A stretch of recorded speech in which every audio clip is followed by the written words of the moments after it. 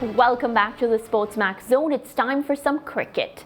On Sunday, South Africa beat West Indies by 16 runs in the second T20 International at the National Cricket Stadium in St George's, Grenada to level the 5-match series 1-1. After losing the toss and being asked to bat, South Africa compiled 166 for 7 from their 20 overs, with captain Temba Bavuma top scoring with 46 against Obed McCoy's 3 for 25. The West Indies in their chase stuttered and stalled, losing wickets at regular intervals, and could only muster 150 for 9 from their 20 overs. Scores in the match: South Africa 166 for 7, West Indies 150 for 9. Well, speaking after the match, Windies captain Pollard said his batsmen let themselves down. I think between overs 7 to 11, 12, we lost 3 wickets there. Guys playing aggressive shots. The thing about it is, it's okay to be aggressive, but when we go against our natural nature of hitting the ball straight is where the problem lies. So I thought, Puran and myself giving it away in the middle where we needed to bat a couple overs, for the team and set it up. I think that's where we sort of, lost the game, and, we accept that. We try each and every time to go out and do what is right and what is required, but sometimes we falter, and when you falter you just accept it, and once you do that, it's easiest to turn it around and come again the next day. Today I thought the guys came out and we bowled decently to restrict them to 166, so you can't fall your foot, but I said between that middle phase is where we lost the game, and we can foresee it happening in the future as well, but it's just to try to minimize how many times it happened to us, because you see the firepower that we have all the way down. As I said previously, I don't want to take away the natural instinct of the individuals, but there are also certain individuals that is posted with responsibility to do certain things for the team, and when you don't do it for the team and you haven't been accountable to the team, that's where we start to have sort of conversation. So again, I thought that's where we lost the game, and as a learning experience as we go along each and every time. At the end of the day, we are all humans and we all sort of make mistakes. Well, spin duo George Linder and Tabriz Shamsi were critical to South Africa's win. Linder, who was man of the match for his 2 for 19, extracted turn and bounce from the pitch. He had this to say about his performance.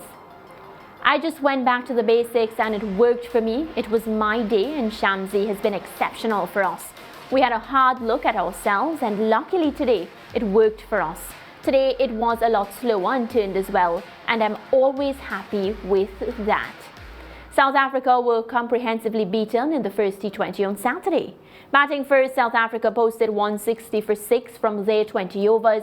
The West Indies reached their target of 161, losing only 2 wickets with 30 balls to spare. The third T20 is on Tuesday. Before we join international cricket commentator Fazeer Mohammed in Grenada for his insight in the series, George and Lance, what do you make of the start of the series? I was so happy on Saturday, and on Sunday, I didn't even, you can hear from me. Well, it was a good start by Pollard and his boys, just the kind of start you would have expected from them. Players chafing to do well after what happened with the team in the Test series. Of course, a fresh team this one is, but it was a kind of a performance you expect from a Windies T20 unit. And then Sunday, a fall off in terms of the individual contributions, and suddenly the West Indies looked like a bunch that is in need of, well, not a moral compass, but certainly a performance compass that keeps them on the right path, the right trajectory at all times. So not quite Jekyll and Hyde, but bits and pieces in Game 2, where Game 1 was more of the kind of offering that you would expect from a team that is gearing up to defend its world title. Yeah, well, Saturday, Moran, George, cruise control for the West Indies. Very, very impressive in every aspect of their performance. On Sunday, some parts pretty impressive. To restrict them to 166, the South Africans, after they were 95 for 2 in the 10th over, was a very, very impressive bowling performance by the West Indies team. And it was a gettable target, but as Pollard quite accurately summed up, the batsmen were a little reckless in spots, and that's why they lost. Game 3 now up for grabs. Definitely, Lance. Well, we're going to turn now to our international cricket commentator, Fazeer Mohammed. Faz, welcome. Good to be on the program once again, Mariah. Always happy to have you. So Faz, on Saturday I was tweeting all about how I love this version of the West Indies, and then on Sunday I was literally muted. Talk to us about, what happened from Saturday to Sunday.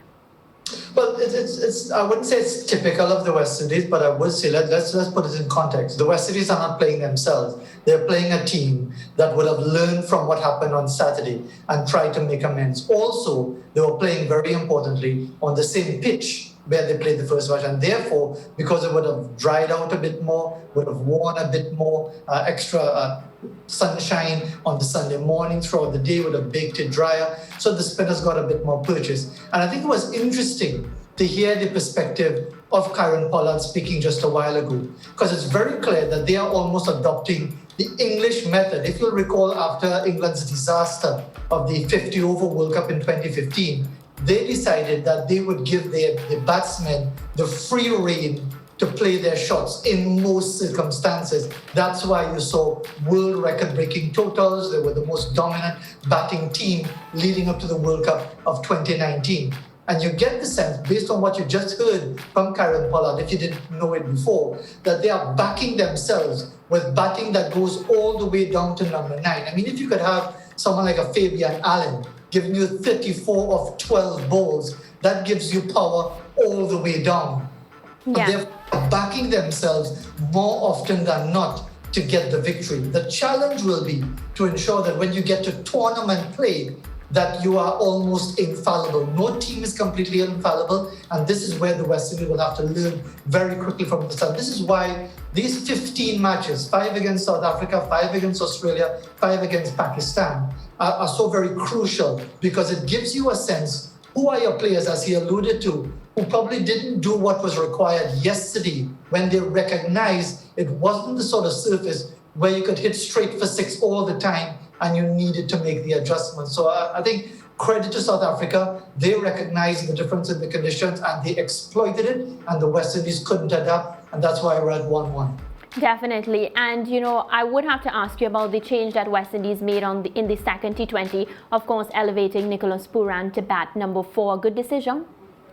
Well, in different circumstances as well, because you had a situation when in the first game, the West Indies were off to a fly. It was just a matter of sending in Andrew Russell for the extra bit of showmanship to finish it off in even more style than the West Indies would have finished it off anyway.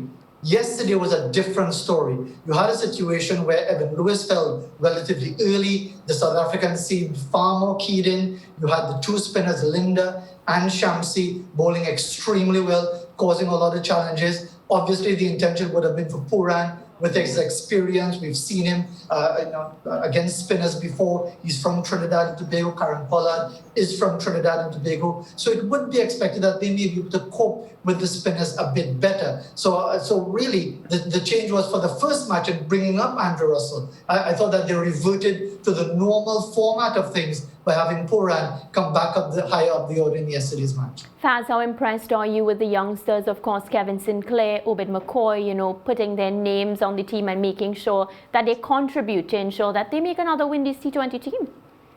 It's very encouraging because you've got players waiting in the wings, the likes of Lendl, Simmons, and quite a few others who are waiting for their opportunities to show their worth. Because unless we have a COVID-19 situation and you have to pick a squad of 19 or maybe reserve players to go on the trip to the T20 World Cup in the UAE, you can only go with a squad of 15. So not everyone is going to make that trip. So it's good to see Kevin Sinclair, you've got Obed McCoy, excellent with all his variations, the back of the hand stuff from him, which is very difficult to pick up. And he's going to have to recognize that because there's so much technology, there's so much analysis, that all sorts of different ways are going to be found to try to pick up his different deliveries. The same for Kevin Sinclair, they're going to target him early on. And during this period, it's an important learning period for them very, very quickly to ensure that the West Indies pick the right 15 for the defense of that title. And in the last couple of hours, Faz, the West Indies cricket selectors have announced the unchanged 13-man squad for this third T20 on Tuesday. Would you make any changes to the 11 for Tuesday's game?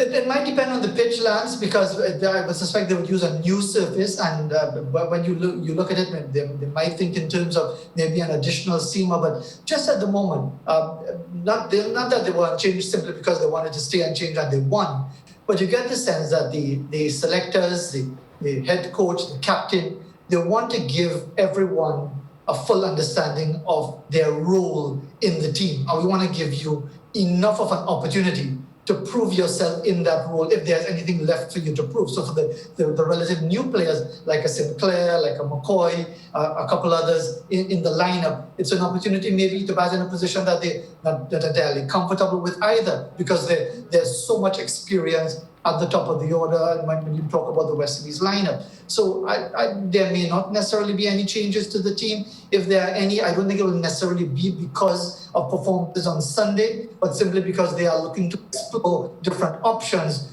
going deeper into this competition.